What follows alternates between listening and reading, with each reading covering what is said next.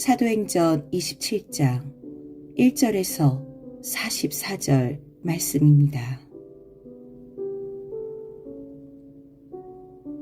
우리가 배로 이탈리아에 가야 하는 것이 결정되었을 때에 그들은 바울과 몇몇 다른 죄수를 황제 부대의 백부장 율리오라는 사람에게 넘겨주었다. 우리는 아드라푸테노 호를 타고 출항하였다.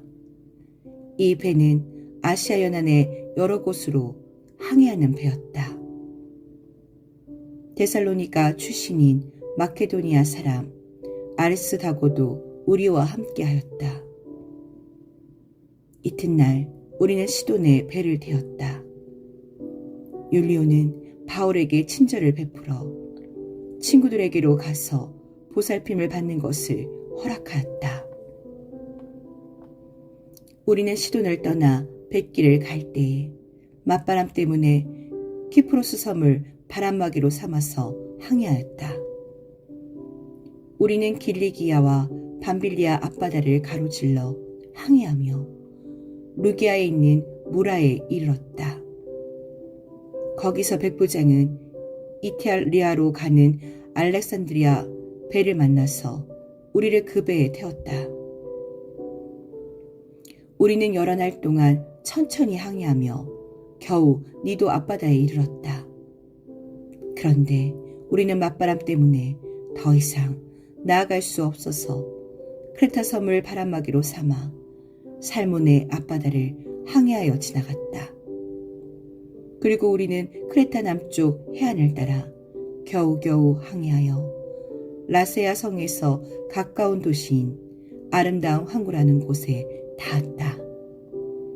많은 시일이 흘러서 금식 기간이 이미 지났으므로 벌써 항해하기에 위태로운 때가 되었다. 그래서 바울은 그들에게 이렇게 충고하였다. 여러분, 내가 보기에 지금 항해를 하다가는 재난을 당할 것 같은데 짐과 배의 손실만이 아니라 우리의 생명까지도 잃을지 모릅니다. 그러나 백부장은 바울의 말보다는 선장과 선주의 말을 더 믿었다. 그리고 그 항구는 겨울을 나기에 적합하지 못한 곳이므로 거의 모두는 거기에서 출항하여 할 수 있으면 베닉스로 가서 겨울을 나기로 뜻을 정하였다. 베닉스는 크레타 섬의 항구로 서남쪽과 서북쪽을 바라보는 곳이다. 때마침 남풍이 순하게 불어오므로 그들은 뜻을 이룬 것이나 다름없다고 생각하고 닻을 올리고서 크레타 해안에 바싹 붙어서 항해하였다. 그런데 얼마 안 되어서 유라굴로라는 폭풍이 섬 쪽에서 몰아쳤다. 배가 폭풍에 휘말려서 바람을 맞서서 나아갈 수 없으므로 우리는 체념하고 떠밀려 가기 시작하였다. 그런데 우리가 가우다라는 작은 섬 아래쪽을 따라 밀려갈 때에 그 섬이 어느 정도 바람막이가 되어 주었으므로 우리는 간신히 거룻배를 휘어잡을 수 있었다. 선원들은 거룻배를 갑판 위에다가 끌어올리고 밧줄을 이용하여 선체를 동여매었다. 그리고 그들은 리비아 근해의 모래톱으로 밀려들까 두려워서 바다에 닻을 내리고 그냥 떠밀려 가고 있었다. 우리는 폭풍에 몹시 시달리고 있었는데 다음날 선원들은 짐을 바다에 내던졌고 사흘째 날에는 자기네들 손으로 배의 장비마저 내버렸다.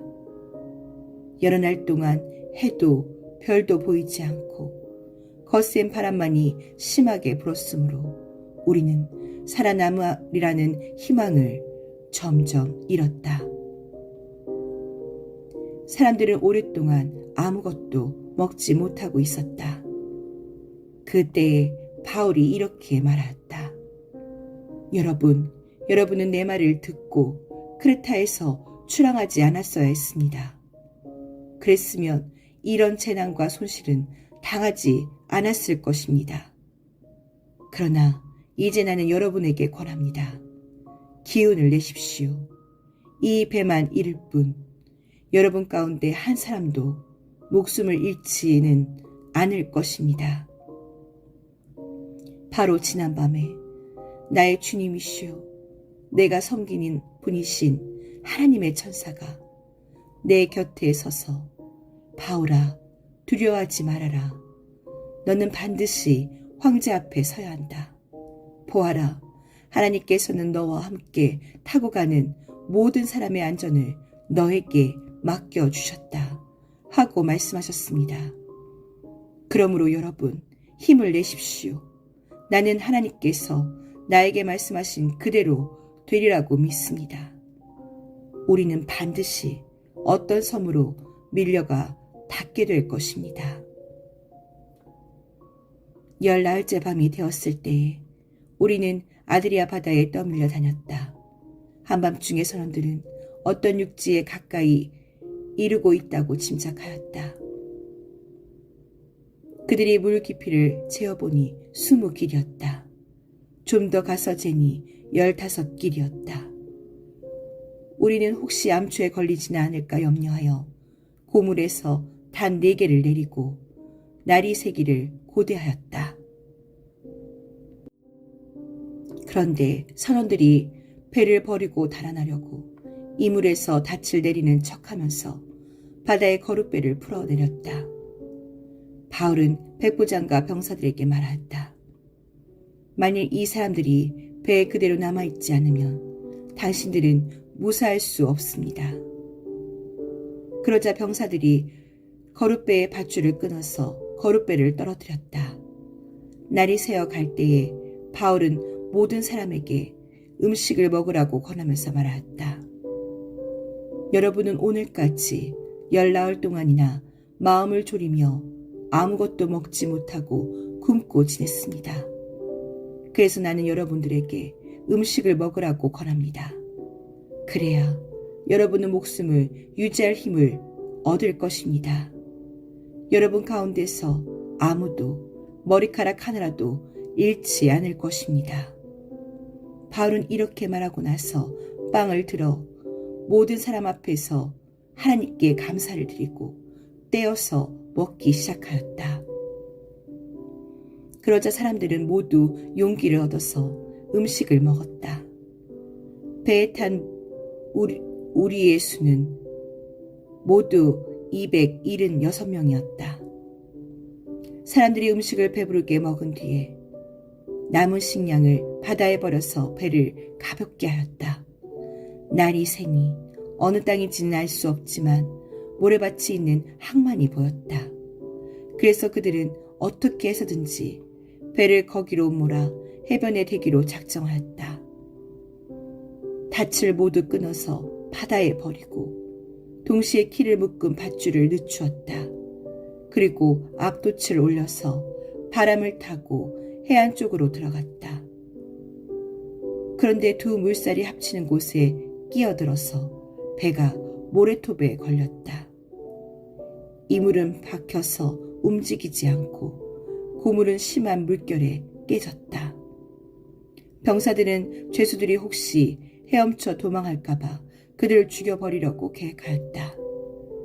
그러나 백부장은 바울을 구하려고 병사들의 의도를 막고 헤엄칠 수 있는 사람들은 먼저 뛰어내려서 무트로 올라가라고 명령하였다.